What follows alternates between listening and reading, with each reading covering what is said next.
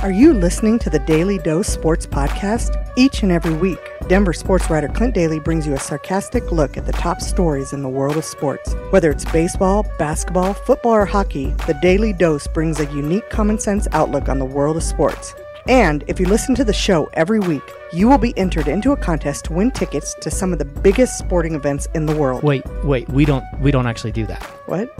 You don't get entered into win any tickets. Why? That's not. Why does that not happen? That's not what we do at the Daily Dose. That's not. What kind of show is this? It's a sport. You said it's a sports show. You said what it was. But you don't win anything. But you don't win anything for listening. You listen and you enjoy the show, but you don't. I don't understand. Just keep going.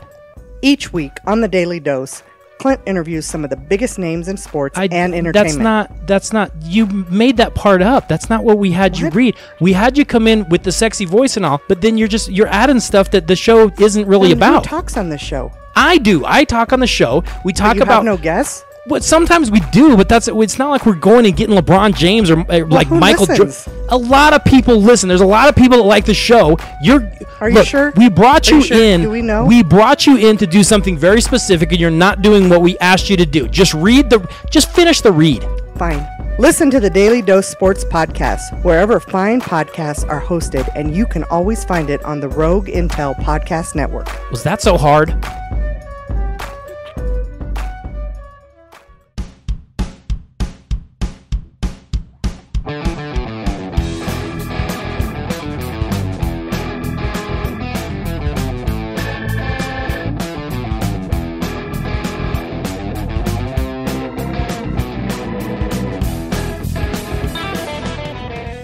Nerds of the world, assemble! It's time for the powerful Nerdcast. What's going on, guys? This is Corey, and joined with me, as always, is Christian. Hello, internets. Yes, it's time for another awesome episode, and we have some fantastic topics for you guys today. One of them involves the next big Marvel film. That's right, another big superhero movie. Another one of them involves anime, and the last one involves a combination of the two. That's right, East meets West, in what might be one of the craziest combinations of things I've seen in a long time, and honestly, it makes sense. But first, we're Dragon Ball fans, and heck yeah, we Christian, there's something that I really wanted to talk with you about. I'm a Dragon Ball Z fan, Corey. A Dragon Ball Z fan? Yeah. Oh yeah, back from the Toonami days, basically. Yeah.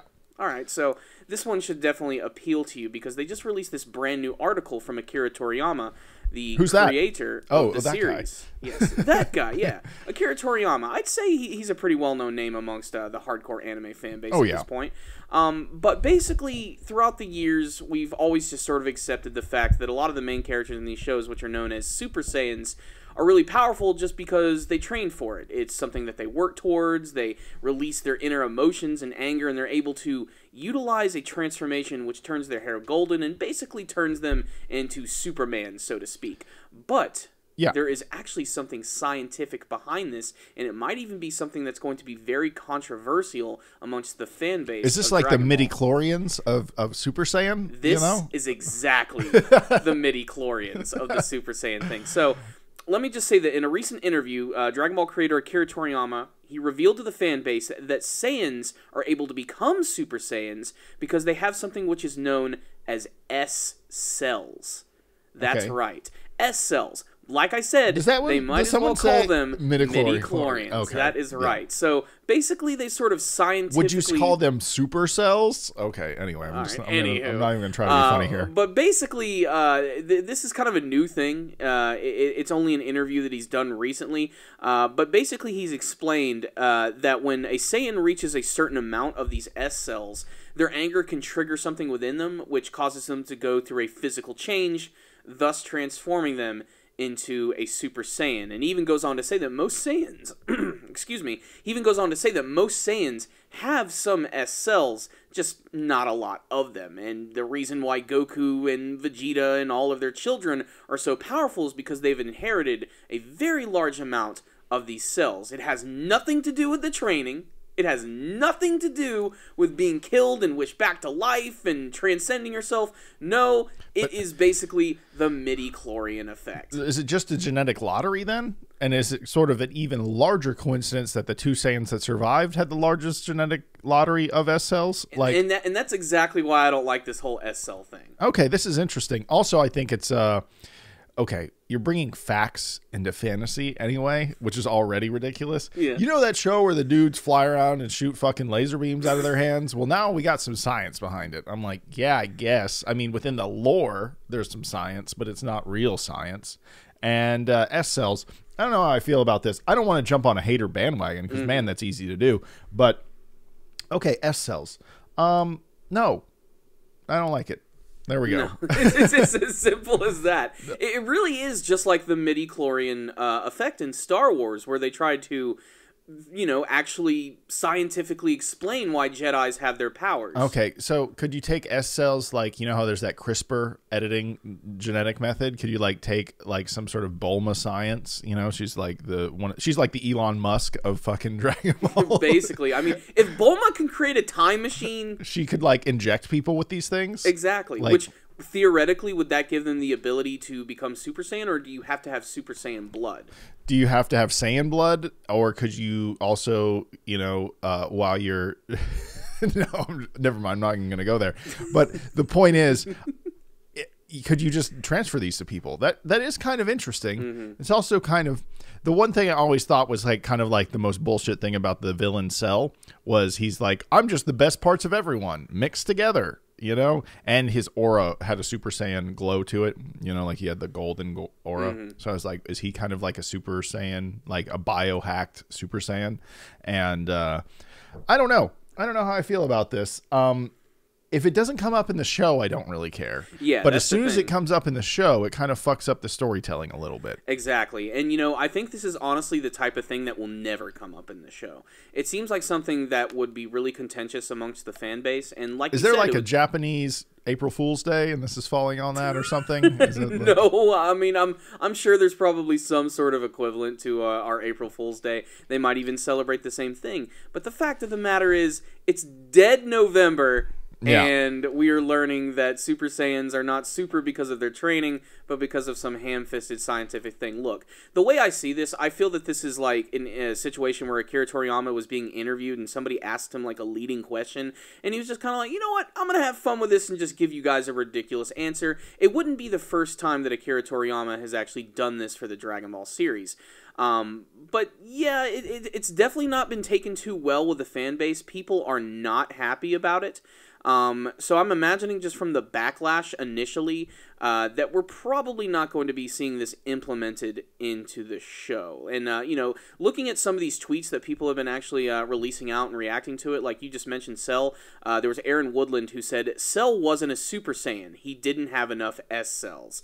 Yet he still did kind of have that sort of Super Saiyan golden aura about him. Yeah, he didn't transform in the sense of he did transform twice, but he didn't like transform when he powered up with a Super Saiyan transformation, but he did have the aura, and it was obvious that he was mostly based on Saiyans, like he had some Frieza cells, he had some this cells. I mean, he quite literally was a composite of all the best characters from the series. Which is a cop-out in some ways, it's like, oh, we need a new villain, well, let's just combine them all into some robot, and it's probably also why Akira Toriyama, I mean, you could argue he says this about every single villain that he creates, but he did intend for Cell to be the final villain of the series, being that he was a composite of everything. That did kind of make sense. Well, I'm glad he kept going, because the show would have sucked if it ended there. It would have really sucked. And we were talking about earlier, too, I guess you don't necessarily have to be a perfect, pure-blooded Saiyan. I mean, look at Trunks and Goten. They are half human as well, but they did inherit some Saiyan cells, and apparently enough to become Super Saiyan as well, so... I mean, again, why it doesn't make sense for the Saiyans of our universe, I'm calling it our universe, Universe 7, to meet with the other universe Saiyans, and they also just happen to have enough S cells to transform. It's ridiculous. But you also had this moment where Vegeta was training the other vegetable Saiyans, and or whatever their names are. What was it? It wasn't Carrot. What's the young Saiyan on the other side? The skinny one, the little kid. Cabbage. Cabbage, kale, and cauliflower. Yeah, the Cabbage Saiyan, and they're talking about like, oh, this is how you transform. It's like there's a warm spot and then the top of your back, and they talked about. That pretty much went nowhere. by the way. It did go nowhere, but what they did is they described the feeling of transformation. And it seems like a thing you practice. It doesn't seem like a thing that you just naturally or genetically have predisposition to. And also Goku's such a better fighter than his kids, even though they have better S cells than they do. You know, it can transform easier. Yeah, and like you said, the convenience factor of Goku and Vegeta being the last of the original pure blood Saiyans, them having the potential to have the most S cells. Like, are you really telling me there were not any other Saiyans from that planet, like a freaking race of Viking space warriors, and none of them had enough S cells to get that strong? All they do is fight. Exactly. You know? That's all they do. Yeah. And like I said, I think it does kind of demystify all of the intense training that Goku and Vegeta have done. I don't think it necessarily... Yes, it does. It does necessarily do that. But, I mean, like, they're the best fighters because they practice the most. I don't think it circumvents that. But it does... And, you know, then you could look at Ultra Instinct, which is the ultimate power-up that anyone could have. You just have to learn how to, like, let go and get punched in the face a lot, like Vegeta did in the last episode, which was stupid. But he tried. And I don't know. I don't like what it's doing. I feel like this happens sometimes when you're trying to flush out the lore. This is also kind of what they do with the eagles in Lord of the Rings, where they're like, why don't the eagles just fly them to Mordor? Why don't the eagles just do that? Because the eagles fuck up the story if they do that. Like, they don't want the eagles to just be the ultimate loophole that you can just apply to anything. Well, if they're stuck there, they should just use the eagles. You know, if the Balrog's attacking them, they should just use the eagles and fly away. And people don't realize those eagles are busy, man. They're like single mothers. They're washing and they're drying. They got to take the kids to soccer practice. They don't have time to constantly always fly into Mordor and fuck shit up. I think Token even said in interviews, like, I've used the eagles about as much as I like in this story. We're not using them anymore, you know, because he doesn't want some loophole, you know, like to just be applied. I feel like that's what if they introduce S cells into the show, that's going to be a major problem. Oh, it's going to be a shitstorm. Because then, just like sensu beans, they're going to be popping S-cell pills, and everyone's going to be powering up. You know, they're totally going to cheat. I mean, there's only so many Saiyans left in the series right now. Of course, we have Universe 6, which has an entire planet of them. So, which we have seen none of, really. No, I mean, we've seen, like, I think those three, a couple of goons who hang out with Cauliflower who don't really do anything, and that one old soldier dude who doesn't really do anything. But I don't know, they could elaborate on them a little bit more, but if the show is any indication, Universe 6 is about to freaking not exist anymore. Well, that's going to be... Don't worry, that'll be fine. Of course, maybe... Who knows? Maybe those Namekians will surprise us. I'm not really expecting it, though. We'll have to see. I know what's going to happen. They're going to have one whole episode dedicated to them, and then they're going to lose. Probably. Yeah. As long as Piccolo does not sacrifice himself again to save Gohan, which the preview looks like it is indicating that for the most, newest episode. They love hinting to that. Which, if that happens, dude, I'm sorry. I'm going to give the episode a 1 out of 5. It's going to be like, you guys got no new ideas, huh? No. None. You have this amazing character who can stretch his limbs and regrow them and has a really unique ability and fighting style, and you're not going to do anything with him? Screw you guys. I'm going home. Yeah.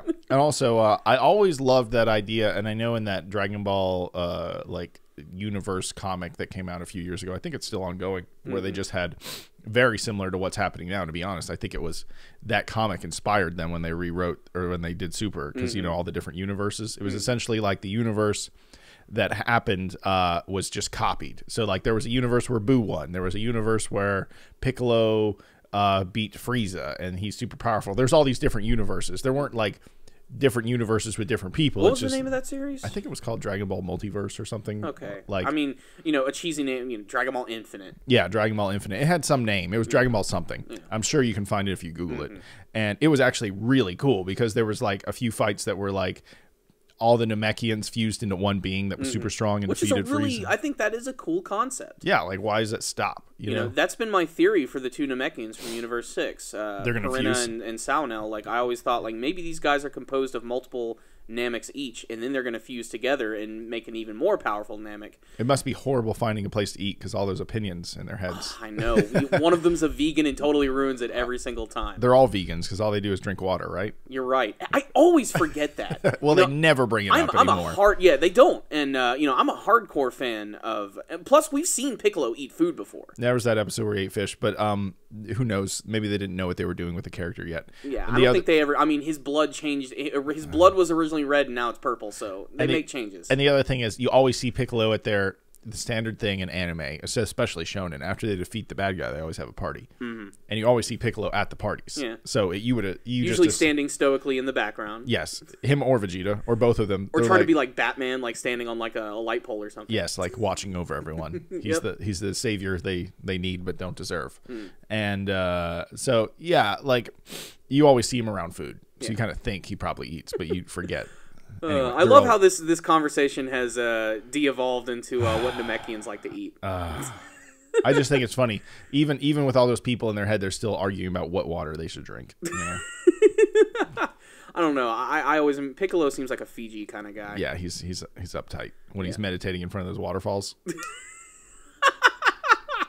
So there it is. That's the Dragon Ball S cells. We'd love to hear your thoughts on it. If you're watching this on YouTube, make sure to tell us your thoughts about that. Do you think it's a cop-out? Do you think it's like the midi-chlorian effect? Do you like it? Do you not like it? That's pretty much that. But we're going to go ahead and... nothing is going to really become of it. It was just a one-off interview. God, I hope that's the way it is. I really hope it is, too. I have a feeling that's just really what it is. Like, he was caught in the moment, and that's just the way it is. But moving on from the East, we're going to go to the West. We're going to talk about the brand new teaser trailer for Infinity War. This is something that I've been waiting to see for a long time. I think the hype on the last two current universe Marvel films, the Infinity Wars, is such a build-up. Like, it's the first time a Marvel movie is going to happen that I'm like, I don't know if they're going to be able to do it. You know, really? Like, and I mean, the hype is so big, but those movies are so good. Like, they did it to themselves. You know, it's like when you break the world record, you fucking got to go out there and run faster the next time. You know, like, it's harder. Like, I think this first one's going to be great. And I'm not saying they're going to be bad, but I'm worried people are going to hype them so hard that they may not live up to the thing. And also the fucking amount of characters now. Maybe it's okay because they don't have to establish them. They can just let them be. Of course, that's also a fatal flaw in the movies as well. If you hadn't seen any of the previous films, you're going to go in this thing and say, who the hell are these clowns? Like, who are all these people? Well, you know, I don't believe that so much. Only because I don't mean to straight up disagree with you, but what I'm saying is, like, I know who Spider-Man is. Yeah. I don't need to see the Marvel movies to understand who Spider-Man is. Like, I know who this and that person is. It is helpful that a lot of these characters have existed for, you know, nearly a freaking 100 years at this point. Yes. Like, a lot of these guys are very old characters. Like, we're looking at the trailer right now. Like, Thanos has been around for a very long time, and I wouldn't say he's become a household name until, like, maybe the last, like, decade. He was always a pretty well-known comic book villain, but, I mean, like, to the common moviegoer, they don't know who Thanos is, but... I'll be honest, I didn't know who Thanos was until they hinted at him at, like, the beginning of the... What was the first time they hinted at him? I think it was the very first Avengers film. Or the very first Iron Man film or something. Or I forget. It was one of those two. I remember it just... No, it was... the very end, it was the Avengers film. The very first Avengers film. The film. final scene of the film where he does the whole little turnaround thing. I mean, the first time I was introduced to Thanos was in a video game, was in the original Marvel vs. Capcom. He's a playable person? He was playable in the original, and he's also playable in the brand new Marvel vs. Capcom game, which is an absolute atrocity, but that's a discussion for another day. Wow, I didn't even know that came out. Yeah, exactly. Did it come out, or is it coming out? Oh, it's out, dude. It's been out since, like, August. Oh, how did I miss that? Yeah, and they even just announced some DLC characters, like they're putting Venom back in the game and everything, but we're getting off topic here. Whoa, Venom wasn't in it? He wasn't originally, no. Whoa, those DLC transaction bitches. Yeah, like I said, we're opening up a whole powder keg for another podcast just for that conversation. Okay. But getting back to Infinity War, you know, I'm actually kind of surprised. Let's get to the important issue in Infinity War. Okay. How do you feel about Captain America's beard? I like Captain America's beard. Well, I know it's. I think it's a good visual transformation for that character because he's the goody two shoes. He's the I don't know where I fit into this world. I'm the goofy guy that doesn't really. And now he's like, no, I know what I stand for. I know how I'm gonna do things, and also it doesn't matter because when the world's in peril, no one cares if the fucking superheroes are outlawed or not. You know. Exactly. So that's the other thing. I think that's the other thing. the transition to get away from the Civil War stuff is not going to be as hard when the world's in danger. No, when everybody sees this giant global conflict going on with all of these aliens invading Earth and Thanos coming down, screw the Sokovia Accords. Where are the heroes? Yeah, that's exactly what's going to happen here. That's exactly. But I like the look of Captain America in this film. Like you said, I think it's a good visual to serve that he's been out of the limelight for a while. He's been in the shadows. He's hardened himself a little bit, and now he finally returns, and he's a little more rough around the edges. Do you think Captain America is going to be in Black Panther? Because he's in Wakanda. I think he'll be in the post-credit scene of Black Panther, at least. Who knows? Black Panther could really surprise us by giving us, like, Captain America in that movie. I think it is going to have a significant Black Panther and Captain America fighting together scene in it somewhere. I mean, it makes sense, too, because even in, they've been building up the relationship between Black Panther and Cap, and, there's even that famous scene in this trailer, which everybody loves the line of Black Panther basically saying, "Get this man a shield." Yep. Yes. I'm trying to do the accent, and I suck at it. Good African accent. Wakandan accent. Well, it's really a fake accent. It is exactly, so I can't screw it up. Yeah. But we got all these great shots of just all these, they love doing their big alien battles and wars, like, and it looks like they're totally fighting like where the Dragon Ball characters fight. Yeah, and the other thing is, I think that's the cool thing, because of the nameless, faceless aliens that are going to be in this one, like, you just have an excuse to make these characters fight. Yeah. Like... Which, if I had to say one thing, that's like my only major disappointment, is in these Avengers movies, they're always fighting these nameless armies. Like, well, it does seem like, obviously, Thanos has his goons, though, that his, like, Ginyu force is with him, too. Yeah, which they don't even show them in the trailer. They do briefly. Like, they do? That's one of them. Right. Oh, I didn't even notice that before. That's one of them. And also Black, what's the chick's name? Scarlett Johansson? Black Widow. She stabs one. Is that what she's doing? Right. It's right here. Yeah, I feel like she's fighting one of them right there. She's definitely fighting someone important and stabbing them with some sort of, I feel like that was when Vision's losing his Indian religion. Oh, sorry. What do you call it? His dot on his head. His Infinity Stone? Oh, yeah. That's what it's called. Which, by the way, very obvious when you see that scene. Like, that's them. Yeah. That's that's probably them, but they appear to be using Loki's staff, I think. I think it's just the same technology. It might be. I don't think it's the Loki staff. The Loki staff. Yeah, it does look a tad different. It's golden. And then we get to see Thanos putting one of the stones in the gauntlet, which I love these trailers, how they mess with you. Like, this scene right here is probably, we're looking at Thanos, and he only has 2 of the stones in the gauntlet. This is probably pretty early in the movie. This is probably right when they establish Thanos. And Iron Man and Spider-Man run up to try to see what's up. Exactly. Speaking of Thanos again, like, how do you feel about, like, how he looks? I don't know. People are like, mad. He should be purpler. He should keep his armor on. He's pretty fucking purple. Well, what more do you want? He looks like fucking Barney. Yeah, like, he's purple as fuck. Like, you want him highlight purple? You want him neon purple? Like, what do you want? And also, I think they said his eyes are wrong. They're supposed to be, like, white or something. Like, in the comics, maybe, yeah, but... And I'm like, I don't have any real problems with him. People say he looks like he's supposed to have a blockier face and not a rounded chin. Like, he's supposed to have a blocky chin and not a rounded chin. I mean, yeah, like in the confines of the comic book world, that might work. Yeah, but you need to make him look like a humanoid creature. Yeah, like, he's still very much... he's not human. He's some sort of crazy alien mad titan, but, like... Yeah, but those people are based off... They look humanoid, too. Obviously, he doesn't look humanoid, or in the sense that his skin tone's wrong, but when he was born, he was purple. Yeah. Even the race of people he was born with, that wasn't normal. But they were all humanoid type people. They're pretty much just super powerful people on Mars. Was that it? No, they're born on Titan. We're getting deep into the lore here. I think his parents or his race was on the moon. We got to Wikipedia this, Corey. I'm sorry. We got to wiki this right now. But, I think Thanos looks good. When I see him, I'm not confused. I'm like, who's that? No, that is freaking Thanos. Like, they got the giant jaw. They got the weird, like, line marks going down his chin and everything. Like, all that's perfect. I do think it's kind of a strange choice for at least maybe the first Infinity War, that, like, we've seen him in, like, his classic armor the entire time, and now he's basically stripped down from that, and he's wearing something a little leaner and a little lighter. And I guess that's another one of those visual elements. He doesn't have his shoulder wings. Yeah, he doesn't have his shoulder wings. I don't know his what water wings, and he doesn't have his really awesome helmet and everything. Which, I'm usually against the superhero not having their costume, but I think this is serving a purpose to show that he doesn't really need that armor anymore. There's no reason for him to wear that stuff. He has the freaking Infinity Gauntlet, and nothing is going to hurt him. I also love the shot, like when he is actually wearing the gauntlet, and then the next shot is him punching Iron Man, but he's not even punching him with the Infinity Gauntlet arm, which I love because it's showing that he doesn't even need it to take down Iron Man. So they're showing us like already that's like he already has superior strength and everything.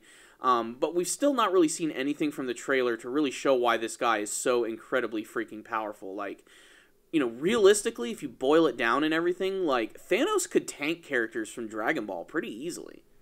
Like, with very little trouble. You really think so, actually? Oh, dude, Thanos versus Frieza would be one of the greatest fights of all time, and he would probably destroy... Let's put it this way, like, Thanos, with the Infinity Gauntlet, can, like, pick up a galaxy and throw it at someone. Wow. Let's see a Dragon Ball character defend themselves against that. No, you can't. I mean, that's pretty insane.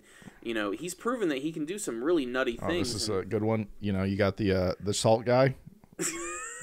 I'm sure the internet knows what I'm talking about, the salt elbow guy, but it's Thanos dropping Infinity Stones. Do you know who I'm talking about? I know exactly who you're talking about. Yeah, he's even got the glasses and everything. Thanos minion. This is like crazy. Okay. Wow, that looks weird. It almost looks like Homer for a second. Oh, that was Homer.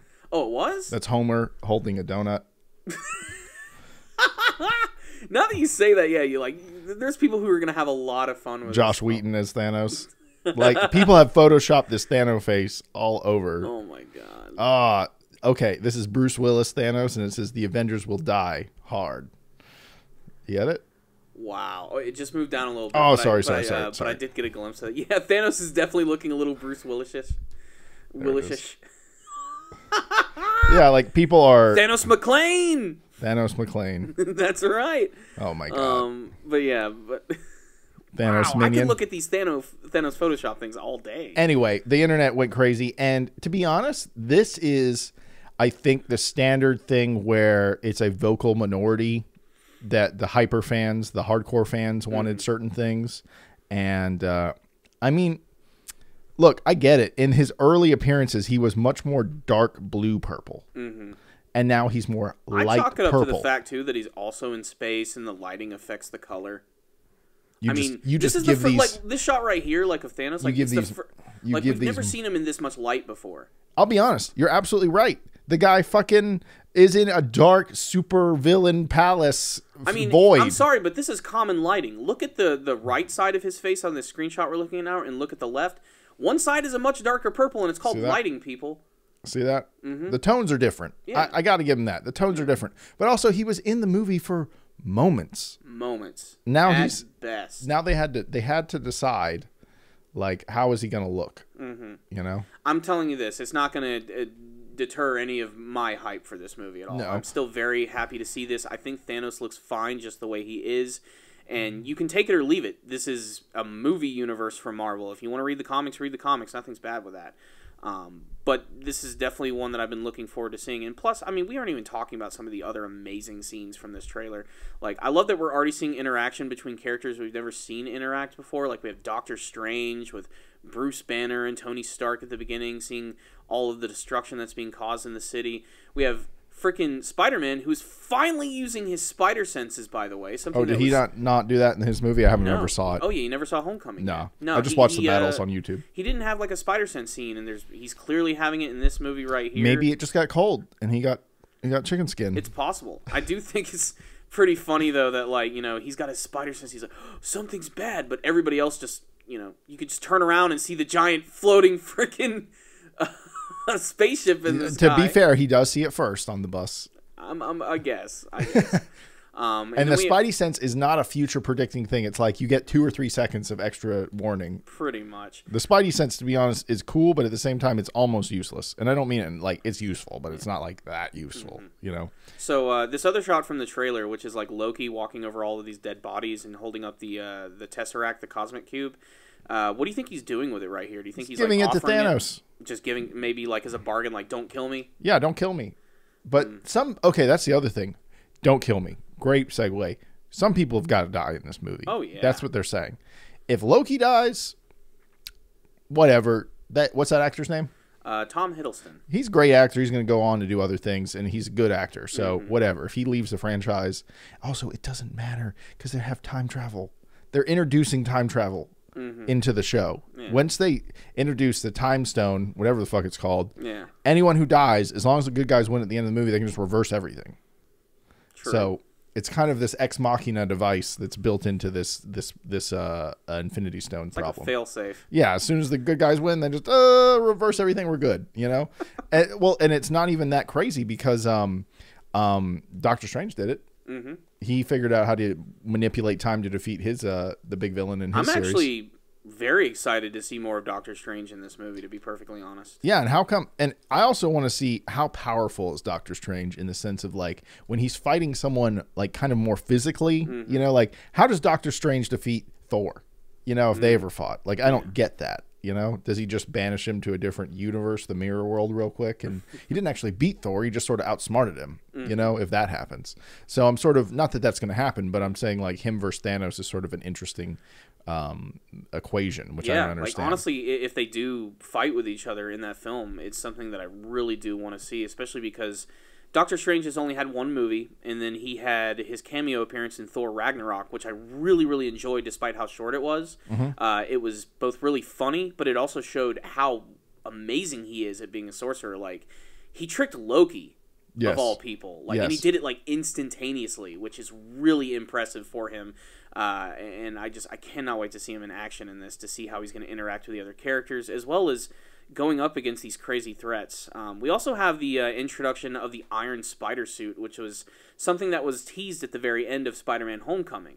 Also, isn't that the one in the comics that has spider arms on the back, but in this one it doesn't? Is there a version of that? That is in the comics. I'm guessing that this is sort of inspired by that concept. Yeah, it doesn't have to be a complete one-to-one, but no, it does seem... I mean, these Marvel films are not even close to being a perfect adaptation of the comic books. They're their very own thing, and I'm willing to accept this for what it is, because frankly, I just think it looks cool, and it also takes a lot of cues from a lot of other different Spider-Man outfits. But, you think it makes him stronger, or it just gives him...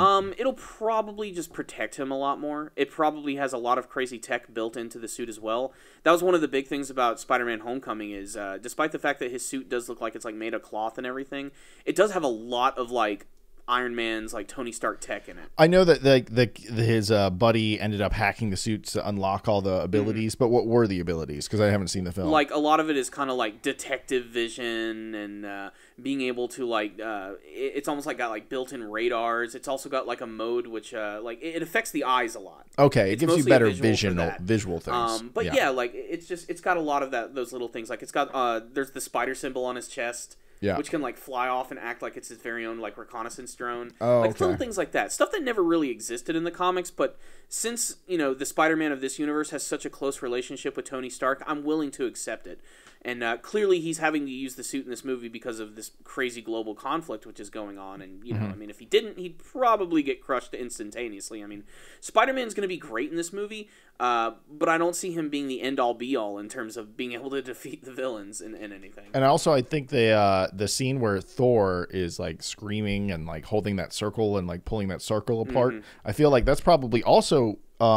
towards the I don't want to say the beginning of the film because they could flash back to it, but I think that's when his Asgardians that was like the Asgardian ship got like didn't they run into Thanos, kind of a Thanos ship at the very end, and spoiler warning, spoilers, guys, sorry, but it's just the way it's been out a month too late. Exactly, they even ruined a big part of that in this trailer, by the way.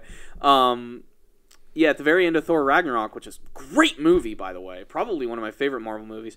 The final scene is Thor and Loki and Hulk, and they're in this big spaceship with all the Asgardians, and they're suddenly attacked by this giant ship, which I'm presuming is going to be Thanos' ship, or someone who belongs to Thanos in some sense. And they're probably just going to blow them out of the water, which is, of course, why Thor is going to be meeting the Guardians, which... They saved all the Guardian stuff for, like, the final, like, this is like the, ooh, guess what? The Guardians are in this movie, too. Which is pretty crazy, because it's like you said, we have all these characters. Oh, here's a whole nother separate superhero team. Yeah, it's like, holy ready to blow shit. your freaking mind. Yeah. But yeah, I can't wait to see more of the Guardians in this movie. They're being very secretive about them. But the fact that Thor's going to be associated with him, I think, is going to be a lot of fun. And like I said, they spoiled the fact that he loses his eye. Yeah. In this trailer, you see him with the eye patch at the very end. And that movie's only been out a month, so they're basically like, well, you've had your chance. Yeah. So sucks to be you if you don't realize that happens. Yeah, I feel like this is him doing something to let a ship get away, or doing something to stop the Thanos ship, like the circle part. And so we'll see. And then there's that scene. Oh yeah. This is the Bruce Banner with the Hulk armor, which I heard someone hint at that he's actually the one piloting, or it's a theory. It's not like someone told me like they know, but it's a theory that he's actually the one piloting the Hulk armor against the army, and he uses it so he can last longer, because then he'll transform into the Hulk when it doesn't work anymore. Which makes cool sense, because he knows the technology. He actually helped develop that suit with Tony, so to stop the Hulk. Exactly.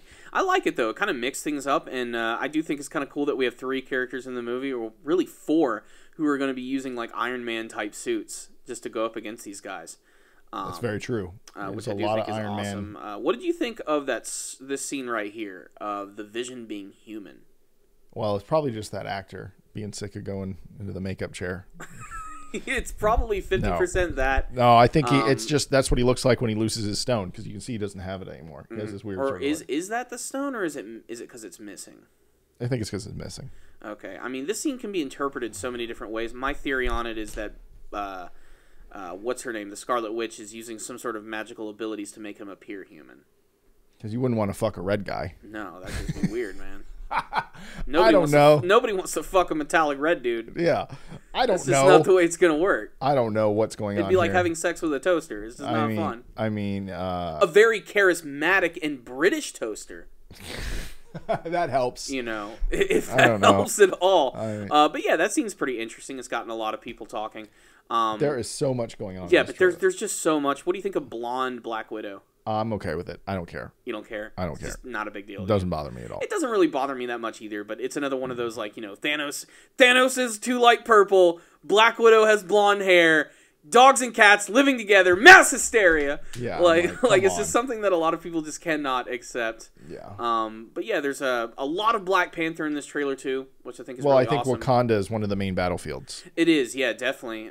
They're definitely building up Black Panther. I love the scene where he's fighting against the 4-armed Venom-looking alien and just like gets all, well, frankly, Panther on its ass, like just slashing against it.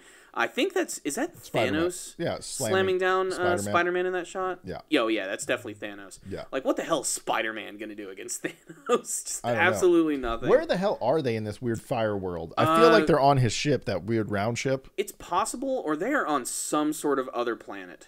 Yeah. I'm not really sure. I mean, this is definitely going to take us to different planets, I think. I wonder if they really made, like, Josh, that's the guy that plays Thanos? Josh Brolin, I believe? Yeah. If he actually looks like that with makeup, or they CG just face? I would not say that looks like Josh Brolin. I mean, there are elements of it, but, like, I mean, he's just way too non-human looking.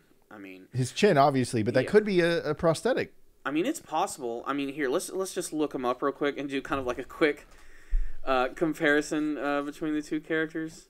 So, like, here's current Josh Brolin. Yeah. Otherwise, who's also playing Cable as well in Deadpool. Well, that guy's going to have a good year. Oh, he's going to have a great paycheck. Yeah. he's only playing 2 of the most famous comic characters of all time. But, I mean, there's a little bit taken from it. It's more of his upper face. The chin definitely fucks more up everything. It's kind of like how they incorporate... he squints a lot. Yeah, definitely. He's like, I'm so badass, I don't need to open my eyes all the way. Oh, maybe he's just stoned. I don't know. Yeah. But I mean, like... Infinity stoned. I don't know. Just going for it. Someone has to have made that joke before. I can't be the first. It's kind of like how Mark Ruffalo's facial features are kind of put into the Hulks a little bit. Mm-hmm. You know, they're very subtle, but they are there. I will say, though, that Josh Brolin continues to do a great job with the voice. He just sounds so perfect for that character. He's got he sounds like a dude that's been smoking cigarettes his whole life. He's got the badass voice, you know? I never imagined that the douchebag older brother from the Goonies would end up being... Oh, damn. Really? Is that him? Yeah. Look that up. Right. I got to see that picture. The douchebag older brother. Josh... I'm just going to type in Josh Brolin Goonies. So. Holy shit, you're right. Yep, that's Brand. Oh my god. The Mad Titan. No way. There he is. He was the douchebag dude. one scene where he's actually wearing the bandana.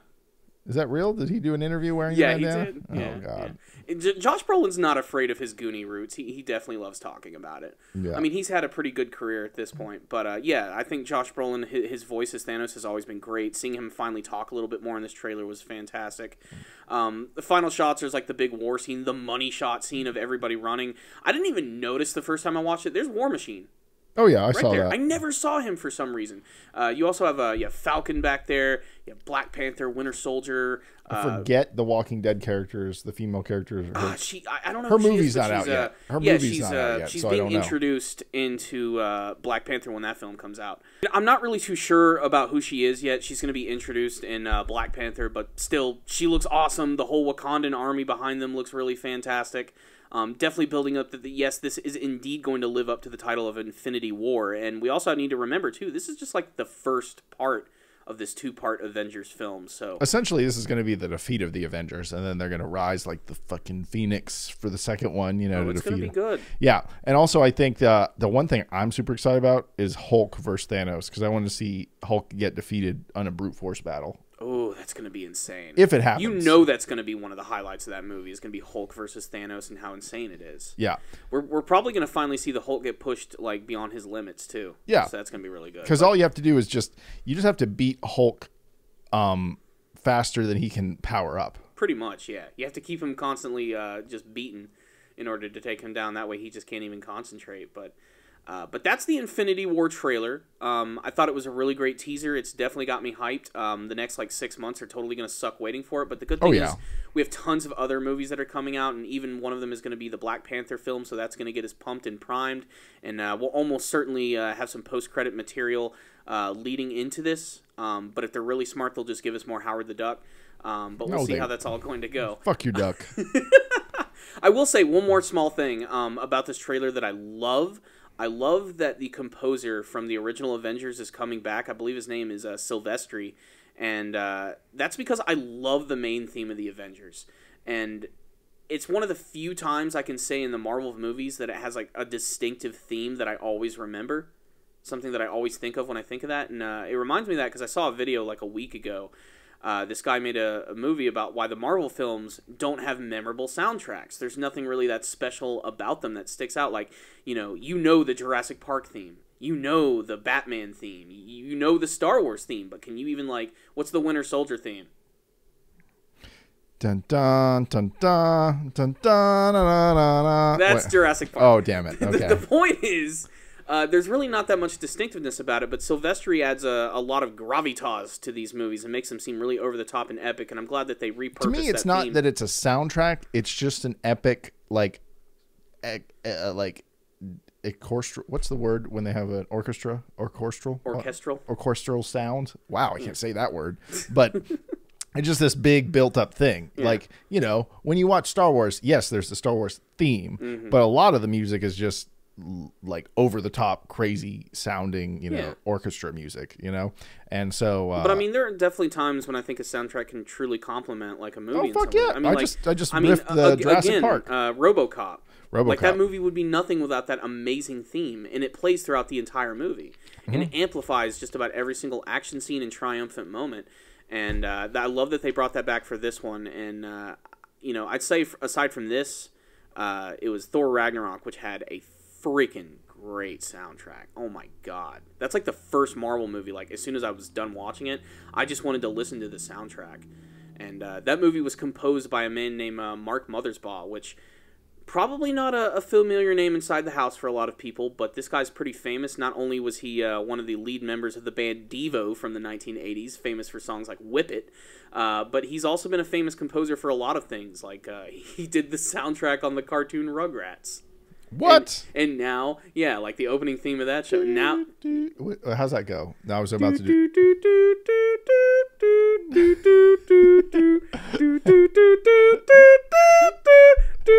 And now he's doing Thor Ragnarok. Oh my god, it's a little more complex. Which has got to be one of the most synth crazy soundtracks I've heard in a long time. I loved it, guys. Just listen to the soundtrack. But guys, we're gonna wrap up with one more small topic for the day. Like I said, we're gonna talk about something which is a combination of East and West of American superheroes and Japanese anime, and that is going to be this brand new Batman anime project, which has a ridiculous name and premise. It is called Batman Ninja. Now, this wouldn't be the first time that there has been a Batman anime. There was a collaboration project years ago, right before the Dark Knight came out, and it was made to promote that film, and it was kind of like the Animatrix, where they brought in a bunch of different animation teams to sort of like give their very own spin on Batman and sort of tell their very own always story. Remember that one sub-story in that series that you're talking about, where Batman had this new technology where bullets would deflect off of him, and then the bullet hit a person and hurt him or killed him, I forgot. And so he's like, I can't use this because I can't allow to hurt people, you know, when I'm doing my job. He has to get better at being Batman, yeah, so that he doesn't have to rely on that armor, which is a pretty nice idea for a story. Yeah, and then fucking, you know, Ben Affleck came and just started using machine guns on motherfuckers. Like, fuck it, you know. But we're going into a very absurd premise here with Batman Ninja, which, you know, when I first heard about this like a couple months ago, I was like, okay, let me just see something first. And it's not as bad as I thought it was going to be. In fact, it looks like it's probably going to be a lot of fun, and I'm genuinely more excited to see this than any DC live action. How many times are we going to see dudes battle in samurai armor on rooftops, though? Like, that shit never will die. It is an art style. It's in the Animatrix. Yeah. It's in this show. I don't even know. I'm sure I could have named... It's in Super Mario Odyssey. Yeah, it's everywhere. The fucking... the slanted, you know... What do you call that roof? I guess it's a pagoda. A pagoda roof fight? Yeah, with the tiles and everything. Like, we're looking at a shot right now of, like... Some golden lions on the top, or dragons? Or they're either lions or fish. Yeah. Is what they are. Oh, those are fish. Yeah. So the whole premise of this movie is that it's basically Batman in some sort of fictional version of Japan, and it's hard to tell if this is like ancient Japan, but it's probably not because there's some weird technology seen in the film. But there's a lot of big people working on this project. You're going to have the writer from Kill La Kill's working on the series, and the designer of Afro Samurai, which is another American anime collaboration project, which looks really good. But you also have the people who worked on JoJo's Bizarre Adventure working on it too. So these are all three things that I really love. Like, I cannot get enough of Kill La Kill. Love freaking Gurren Lagann. Afro Samurai is just an absolute blast to watch, and JoJo's Bizarre Adventure, I don't care who you are, is freaking awesome. So all of these guys working on a Batman project really seems like a lot of fun, and they seem like they're just going nuts with it. Like, the actual trailer is insanely stylistic and really great. It's so stylistic, it almost feels like it's changing styles throughout the trailer. It's like it has 3 or 4 styles throughout it. And but also, it does I don't know if you want to call it suffer, but it does have the new disease in anime, which is the 3D animation, the 3D model puppet thing, you know? And I don't mind it, but at the same time, it's not anime, though. It doesn't feel like anime to me. No. I hate to be that guy. It's not like when it was hand-drawn back in the day. That shit is dead anyway. Let's not pretend that's... I wouldn't say it's dead. Oh, it's pretty close to dead. It's way too it's too expensive. Yeah, I mean, they're not doing things completely hand-drawn anymore. That's just the way it is. That being said, it still looks better than just about any other CG anime that I've been looking at lately. It might be the new good standard, yeah. Who knows? I mean, definitely a lot of this stuff looks really nice, and I do love that they're incorporating a lot of really wacky Batman characters in this, some of which you won't even notice upon first glance. Like, I didn't even realize at first, you got the Penguin in here, you got Two-Face, and I like the fact that Two-Face is like a samurai where he's only wearing like one half of the samurai mask on the bad side of his face. You have Catwoman, and of course, because it's a DC movie and it's, you know, modern days, you gotta have Harley Quinn, which, you know, I'm just kind of sick of Harley Quinn at this point. You got the fucking monkey You got villain. Gorilla Grodd for some reason. It doesn't surprise me at all. Japanese lore loves gorillas. I guess. They love gorillas and tigers. Gorillas and tigers.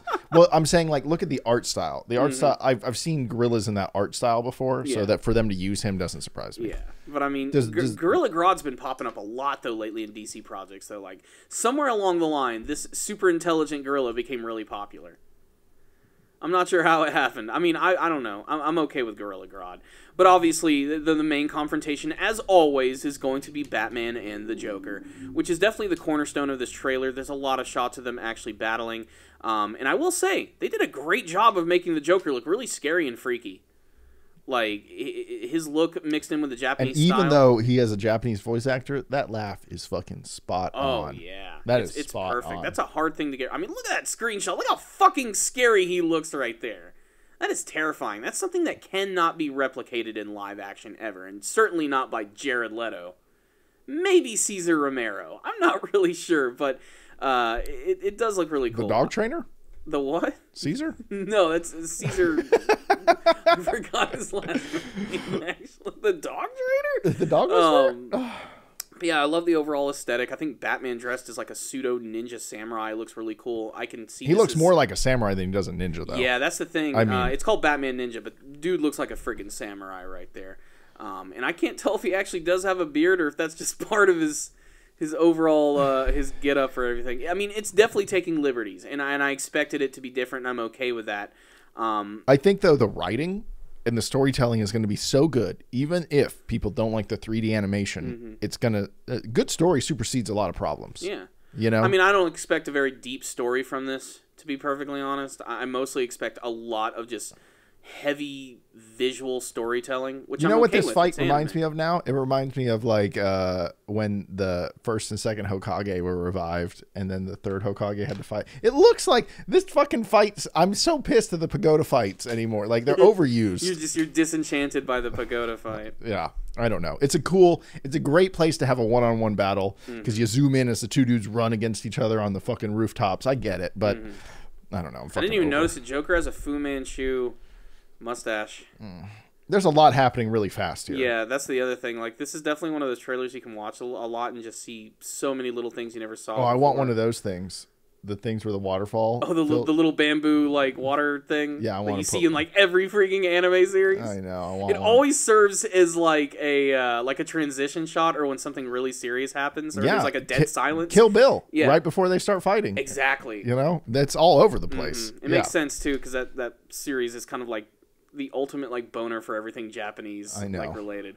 But I think is that Deadshot? That is Deadshot. That might be Japanese Deadshot. That's pretty cool. And he's going up against that looks like the Penguin. That looks like the Penguin. It could be, or it could be the Mad Hatter. It's hard to tell who that is because we do see Penguin earlier in the trailer. We do? Yeah, it's very brief. Holy shit!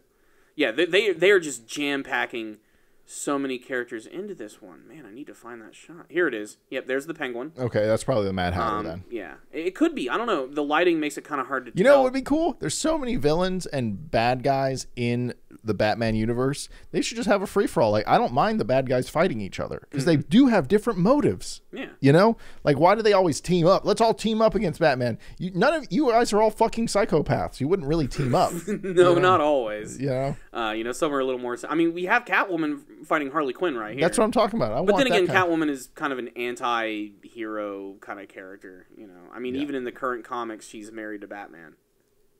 What? Yeah, that's a thing. He finally got that puss. Oh, yeah. So much for Talia al Ghul. But yeah, I am excited to see what they're going to do with this, just for the absolute absurdity of it. I just think it's going to be a lot of fun. It's going to be released next year on DVD and Blu-ray, so make sure to stay tuned for that. Like I said, I'm not going to judge it completely till I see it. I'd much rather have something that looks more hand-drawn, but as it is, I think this is going to be another fun side project for Batman, considering that DC does great animated works. I mean, there's a steampunk Batman movie coming out that's based on a comic. Have you heard about that? It's called Gotham by Gaslight, is literally what it's called. There's already a trailer out for it. It's rated R and it looks intense as shit. It has a completely different art style compared to this one. So, people have such hard Batman boners. Yeah, so if the DC live-action movies aren't doing it for you, maybe these animated ones are. And we'd love to hear your thoughts about it. If you guys have had a chance to look at the Batman Ninja anime trailer, give us your thoughts on it. Do you like it? Do you not like it? Are you just turned off by the CG animation? Or are you just going to kick back, relax, and have some fun with it? But guys, that's basically it for the podcast today. Christian, you have anything else you want to leave us with? Thank you, everyone, for listening, and enjoy your life. All right, that's awesome. Well, guys, we appreciate it. We hope that you don't end up in Matt Lauer's sex dungeon. Wow! And, damn it! or C.K. Lewis's Whackfest, or Weinstein's Fern. Yeah. Yep. we couldn't do it. We couldn't go without the show without mentioning it. Oh man, the Weinstein purge begins, ladies and gentlemen. So there it is, guys. Thank you guys so much for listening to the show. If you guys would like to support us, we recommend using our Amazon link. That is Amazon /rogueintel.com. Are you sure, or are you just winging that? I'm kind of winging it, to be perfectly honest. Duff, if you're listening, I do apologize. I need to get back on doing it. It's the one thing he asks us to do right. It's the one thing he asks us to do right. But the point is, you guys... I'm going to Rogue Intel right now and learning that link. Okay. The point is, guys, if you want to help support Rogue Intel and all of the amazing shows on the network, I highly recommend using that link. A lot of the things we talked about today, you can actually pick those up on Amazon. You'll be getting the cheapest prices possible, and you'll be supporting a lot of really great shows. And remember, of course, that you can watch and listen to this show on multiple platforms, such as YouTube and Blog Talk Radio. You can even download the show for free at iTunes. That's right. Take us with you wherever you go. That's right. Powerful Nerdcast on the go. So there it is, guys. We can't wait to talk to you guys next time. If you guys have any topics or anything that you guys would like to let us talk about, or any questions, please let us know in the comment section on YouTube. We would love to hear your thoughts. So there it is, guys. We'll see you next time.